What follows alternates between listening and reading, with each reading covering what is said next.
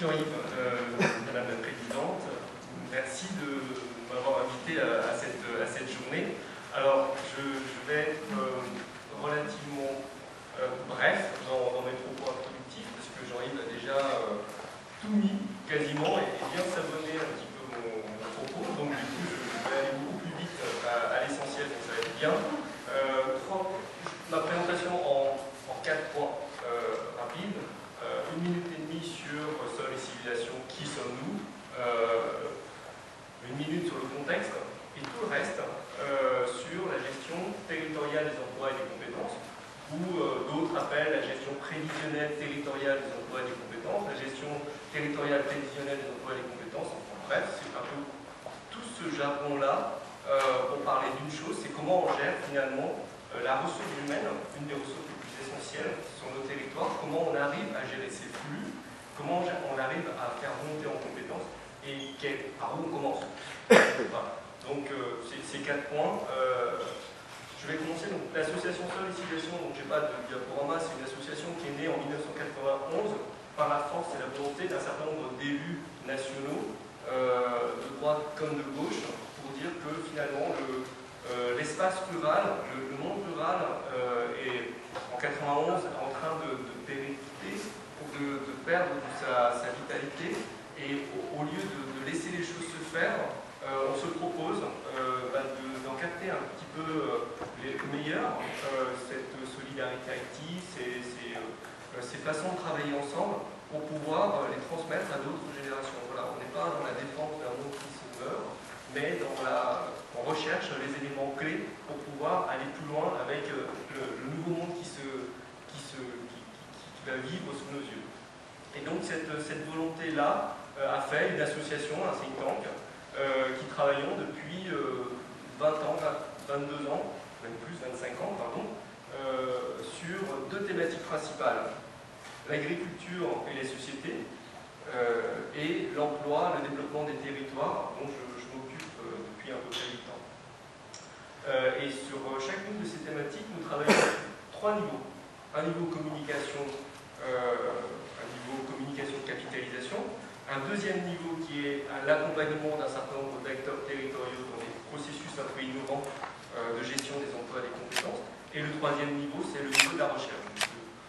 Voilà, tous les chargés de mission, tous les chargés de mission, en tout cas de Sol et Civilisation, ont à charge un petit peu de faire de la recherche. C'est ce que j'essaye de faire quand je le peux.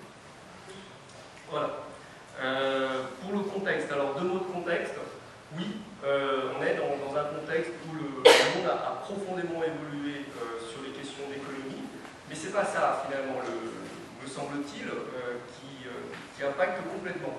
Il y a autre chose aussi qui se joue parallèlement à ça, c'est que on observe dans tout le grand ouest européen et l'arc canadien, c'est qu'on a une véritable inversion des tendances démographiques. C'est-à-dire que les gens ne vont plus en ville pour vivre en ville. Les gens commencent de plus en plus à quitter la ville. Mais cet inversement des tendances démographiques, ça vous l'avez en trame de fond et vous le savez depuis longtemps. Parce que ça bouge depuis à peu près 20 ans sur le sujet. Mais dans les territoires, dans un certain nombre de territoires, on assiste à des processus un peu plus fins qu'il faut mettre en lumière. D'abord, on a toujours des flux démographiques des jeunes qui continuent à quitter les territoires. Donc ça, c'est une tendance qui malgré tout, s'impose comme une donnée majeure de nos territoires. Ensuite, on a l'arrivée résidentielle d'un certain nombre de ménages d'actifs qui, pour des raisons de logement, de cherté du logement, quittent les territoires et vont vivre à la campagne pour échapper au prix. Mais donc, du coup, on a une autre population qui arrive dans nos territoires, et il faut aussi savoir en prendre compte. Ensuite, on a un solde toujours positif de retraités et donc un vieillissement naturel de la population dans les territoires. Voilà, 3 choses qui font que l'inversement des flux démographiques était aussi à nuancer. Ensuite, des territoires ruraux qui sont complètement hétérogènes en matière d'emploi.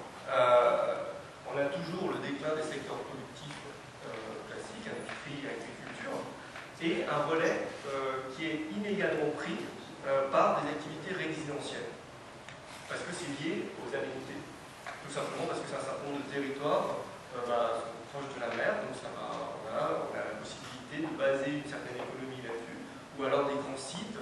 Donc du coup, on a des cartes à jouer, donc pas tous les territoires ruraux n'ont pas la possibilité d'être près de la mer, ne sont pas dotés d'aménités qui leur permettent de gérer ces flux-là, donc du coup, c'est un peu plus compliqué pour eux. Et enfin, une constante, c'est que les territoires qui s'en sortent, en termes de chômage, sont pratiquement toujours les mêmes, quelle que soit l'effet crise, finalement, est lissé par une autre dynamique. Il y a quelque chose d'autre derrière. Les territoires qui sont bien en matière d'emploi, avec la crise, ils s'en sortent. Enfin, ils s'en sortent un peu mieux, et avec la reprise, ils s'en sortent toujours mieux. Alors, il y a des explications derrière. Probablement qu'il y a autre chose qui se joue que juste l'économie qui varie. Et quoi c'est tout le sujet. À mon avis, c'est tout le sujet de la gestion territoriale des emplois et des compétences. Ensuite, merci. En matière de spécificité et d'emploi, alors, on n'a pas dans les territoires une frange des employeurs en miniature, c'est-à-dire on a les mêmes entreprises plus petites. On a des TPE massivement, on a des entreprises qui n'ont pas de salariés ou peu de salariés, qui ont difficulté assez souvent de gestion de la ressource humaine, parce que c'est ça le sujet, comment on gère la ressource humaine quand on est une toute petite entreprise sur un territoire, comment on gère les compétences, comment on gère les personnes qui viennent sur le territoire avec des besoins de projet. C'est ça un petit peu le cadre, et donc du coup, la nécessité de penser un petit peu global, de penser la complexité, pour pouvoir gérer non pas seulement personnes qui vivent sur le territoire, qui se logent sur le territoire, mais les personnes qui vivent, gérer aussi l'ensemble, ont à charge un petit peu de faire de la recherche, c'est ce que j'essaye de faire quand je... Voilà. Pour le contexte, alors 2 mots de contexte. Oui, on est dans un contexte où le monde a profondément évolué sur les questions d'économie, mais c'est pas ça finalement, me semble-t-il, qui impacte complètement. Il y a autre chose aussi qui se joue parallèlement à ça, c'est que on observe dans tout le grand ouest européen et l'arc canadien, c'est qu'on a une véritable inversion des tendances démographiques. C'est-à-dire que les gens ne vont plus en ville pour vivre en ville. Les gens commencent de plus en plus à quitter la ville. Mais cet inversement des tendances démographiques, ça vous l'avez en trame de fond et vous le savez depuis longtemps. Parce que ça bouge depuis à peu près 20 ans sur le sujet. Mais dans les territoires, un certain nombre est lissé par une autre dynamique. Il y a quelque chose d'autre derrière. Les territoires qui sont bien en matière d'emploi, avec la crise, ils s'en sortent. Enfin, ils s'en sortent un peu mieux, et avec la reprise, ils s'en sortent toujours mieux. Alors, il y a des explications derrière. Probablement qu'il y a autre chose qui se joue que juste l'économie qui varie. Et quoi c'est tout le sujet. À mon avis, c'est tout le sujet de la gestion territoriale des emplois et des compétences. Ensuite, merci. En matière de spécificité et d'emploi. Alors, on n'a pas dans les territoires une frange des employeurs en miniature, c'est-à-dire on a les mêmes entreprises plus petites. On a des TPE massivement, on a des entreprises qui n'ont pas de salariés ou peu de salariés, qui ont difficulté assez souvent de gestion de la ressource humaine, parce que c'est ça le sujet, comment on gère la ressource humaine quand on est une toute petite entreprise sur un territoire, comment on gère les compétences, comment on gère les personnes qui viennent sur le territoire avec des besoins de projet. C'est ça un petit peu le cadre, et donc du coup, la nécessité de penser un petit peu global, de penser la complexité, pour pouvoir gérer non pas seulement des personnes qui vivent sur le territoire, qui se logent sur le territoire, mais les personnes qui vivent, gérer aussi l'ensemble de l'attractivité, des facteurs clés de l'attractivité d'un territoire. Et donc ça, on ne peut plus sectionner les choses en disant on va gérer l'emploi d'un côté, on va gérer l'attractivité de l'autre, on va gérer parce que les choses sont intimement reliées, et donc du coup, il faut savoir un petit peu passer le cap de cette complexité. Alors, l'outil qui est à notre disposition, enfin qu'on a demandé un petit peu de proposer, de développer, c'est un outil de la gestion prévisionnelle des emplois et des compétences, un outil de grande entreprise qui existe dans les années 70 dans la plupart des très grandes entreprises avec l'avènement de l'informatique. Donc l'idée c'était la suivante, avec l'informatique on peut gérer les évolutions d'âge dans les entreprises, donc ça va être bien de pouvoir savoir dans 5, 10 ans, 15 ans comment va être notre population de salariés et comment on va pouvoir gérer les compétences en fonction de notre stratégie. Voilà, ça, dans les années 70, GPEC. Qu'est-ce que ça veut dire en termes de GPEC? Qu'est-ce que ça veut dire en termes de territoire? Alors, il y a des similitudes entre entreprise et territoire. Un certain nombre de personnes me disent, oui, dans une entreprise, on est en concurrence avec d'autres entreprises. Probablement dans des territoires, on est probablement en concurrence avec d'autres territoires, peut-être pas tout de suite à côté, mais ailleurs, en termes de population. Donc, une question de concurrence. Les territoires et les entreprises sont soumis même à des réglementations qui leur sont supérieures et qui ne peuvent pas forcément gérer là aussi. Deuxième similitude. Troisième similitude, les territoires et les entreprises sont parcourus de flux de personnes qui ne maîtrisent pas forcément. Des gens qui rentrent dans les entreprises et qui sortent, qui rentrent dans les territoires et qui sortent. Donc ça, pour les questions de similitude, c'est très pratique. Donc on peut imaginer pouvoir faire de la GPEC sur un territoire. Il y a des choses qui sont extrêmement différentes entre une entreprise et un territoire. D'abord, la gouvernance. Dans une entreprise, vous avez un directeur, un chef d'entreprise qui dit, voilà, c'est par là.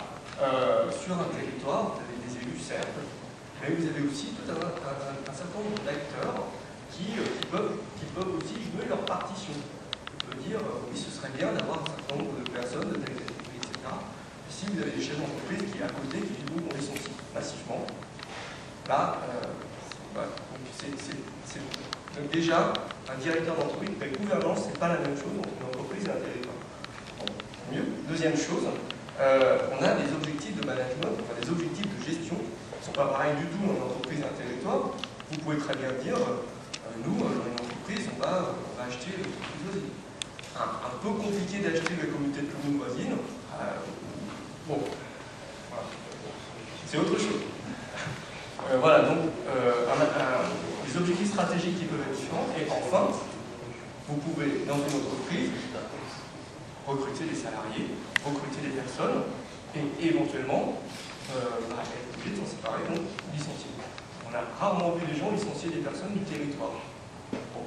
Donc du coup, la gestion prévisionnelle des emplois et des compétences dans une entreprise peut être dans la logique appliquée au territoire, mais dans les faits, inapplicable, parce que c'est pas la même chose.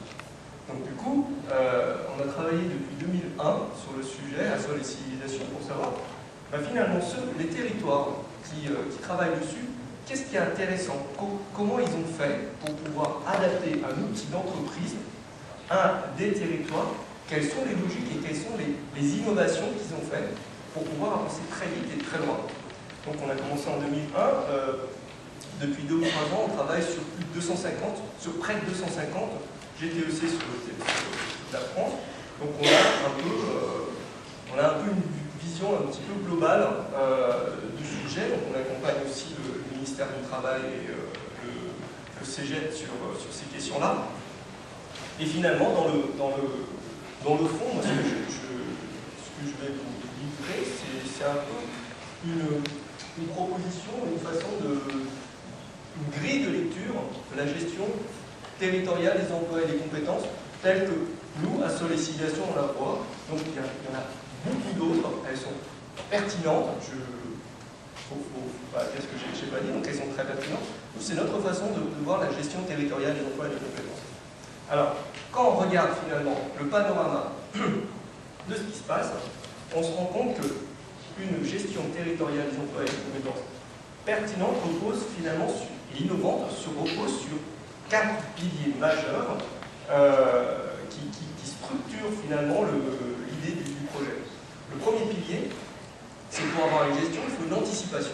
Donc, les territoires qui innovent sur ces questions font de l'anticipation la priorité de leur action. Tout à fait logique.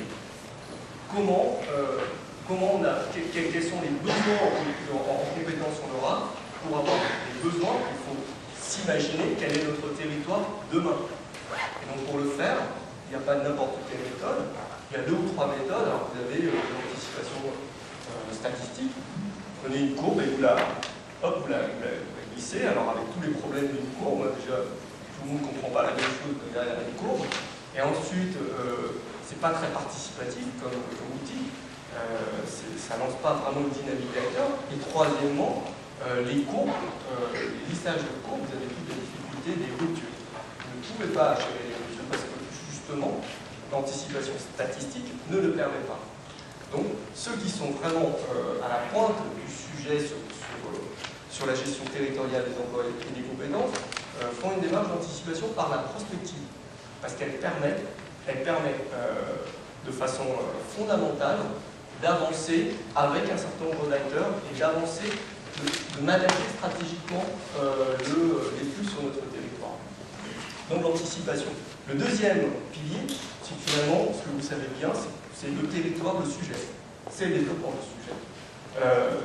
Alors le territoire pertinent, c'est à vous de trouver quel est le territoire le plus pertinent pour gérer les ressources humaines. Certains territoires disent, nous à la commune ça va bien. D'autres au pays. D'autres subdivisent en bassins d'emploi. Et ça, c'est vraiment un travail de réflexion au départ qu'il faut mener. Et ceux qui sont vraiment innovants ont fait d'abord ce travail-là. Donc, anticipation, le territoire. Ensuite, la question d'activité, évidemment. Versus question de l'emploi. Ceux qui se disent, voilà, nous, le sujet, c'est oui l'emploi, mais derrière l'emploi, c'est l'activité, comment l'activité entraîne finalement l'emploi, et parce que on passe par l'activité, on ouvre à l'ensemble des chefs d'entreprise du territoire. Ça va très bien. Et donc du coup, on va au-delà de la question du salariat, en fait, si vous voulez. Et donc, on gère avec les chefs d'entreprise du territoire, quelles sont vos activités de demain? Comment vous concevez votre stratégie de développement? Comment vous voyez votre positionnement dans le futur? Et nous, du coup, comment on va voir notre territoire? Est-ce qu'il y a un clipage entre la stratégie des chefs d'entreprise, la stratégie des industriels, la stratégie du tourisme, est-ce qu'il y a un clipage entre toutes ces stratégies et la vôtre, la stratégie du territoire? Et donc, l'anticipation, le territoire, l'activité, et enfin, les compétences versus les qualifications. En gros, vous avez une qualification, c'est un diplôme, c'est une reconnaissance officielle d'un certain nombre de savoirs que vous avez pu développer en tant qu'individu. Donc c'est un diplôme. Or, tout le monde sur un territoire n'a pas forcément un diplôme. Tout le monde, les diplômes ne correspondent pas forcément au métier qui bouge. Et tous ceux qui ont pas de travail ou pas de diplôme, pour autant ils ont beaucoup de compétences. Parce que on peut être responsable d'une association, savoir faire de la gestion, savoir faire tout un tas de choses, gérer des ressources humaines, etc. Mais bon, il n'y a pas de diplôme de responsable d'association.